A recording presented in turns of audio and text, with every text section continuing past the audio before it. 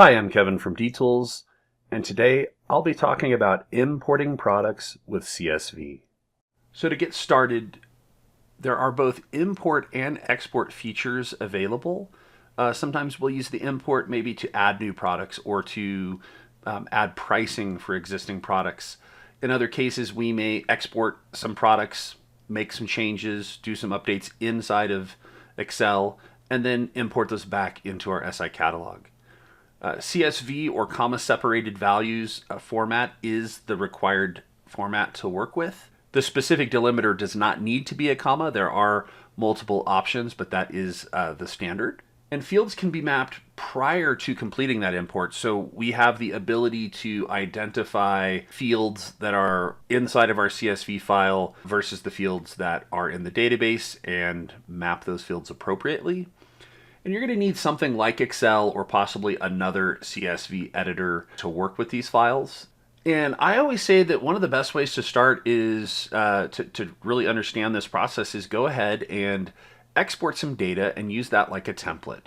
So I would say you just select a few products, you'll click the export button, save a file, and you'll get something like you see here on the screen. And then this gives you effectively a template that you can use to create your own CSV files if you need to, or just understand how to format them and set them up for better results. So the import process, it does have these two main points. The first one is once we've selected the file, we're going to go through that mapping process you can see here on the screen where some fields are matched, others don't have matches. We have the ability or the option to map those fields prior to the import.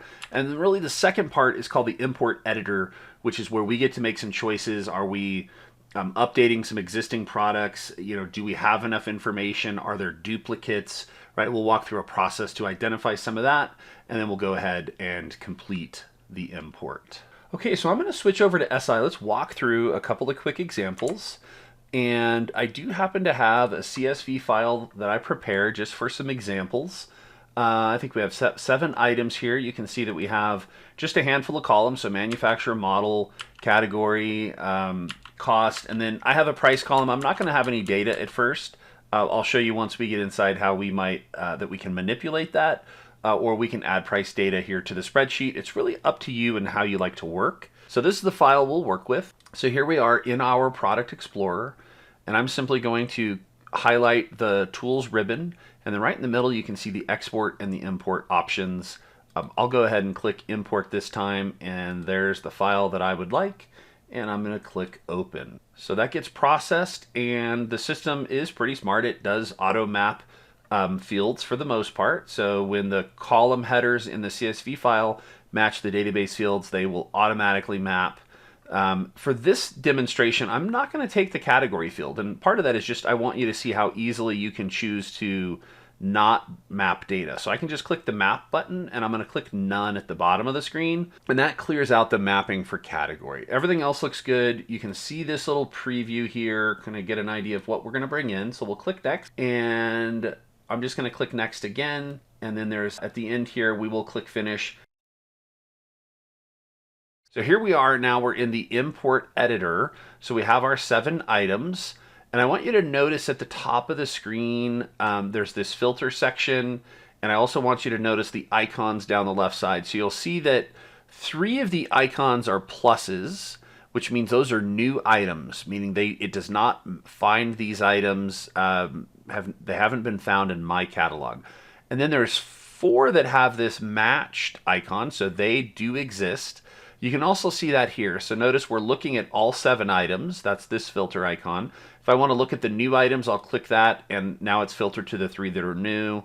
If I click the matched icon, we get the 4 that are matched. And there are other cases where sometimes maybe we're pulling in data and we'll see duplicates, or we have inadequate data. Like if I forget to add a column for manufacturer, that's a required field. In fact, manufacturer and model are really the key product by product. So we have to have both of those values, and the system will help us recognize whether we have the right information or not. But for our little exercise here, I'm going to just go ahead and click Import. And there's new, which we know there are some new items. There's some matched items. And I can also pick new and matched. But let's do this in a two-step process. Let's say that we want to import the new item. So I'll click new, and our import window pops up with a few options. I generally don't change any of these options. Here we are though in V20, and there's a really cool new feature which lets us import our pricing or any of these updates to all of our price types or any price types we would like to import to. So I'm just going to select all my price types, assuming that when I update a cost, I want to update it across my price types. And I'm going to leave everything else just like it is, and I'm simply going to click OK. And it processed and imported those three items. And you'll see there's no longer any items showing in the new section. They have now moved over to imported. So then if I click on matched, I can see the matched items that we're going to update, and I will import the matched items. And it's the same option here. I'm going to go ahead and select all to make sure I get my price types and click OK. And now we've imported those four products. And again, when we come back and look at our filter section, all new, matched, all of those are 0 now, imported 7. That means all the work is done. And I'm going to go ahead and click the X to close. So now I'm back in the system, and I'm going to go ahead and just search for Extron. Now I have more than the 7 Extron items. So how do I identify them? Well, one little trick is that I can tell you that I just brought these items in right here because I can see they have these prices. So that kind of clues me in. Another option is I'll simply go to layouts, and I'll go to my audit layout here. And the audit layout is very helpful because it shows me the date that items were created and or the date that they were updated. So even though some of those items were existing, I actually just created them a little bit earlier, and you can see right there those were created at 9:25. The 3 items I just created were at 9:38.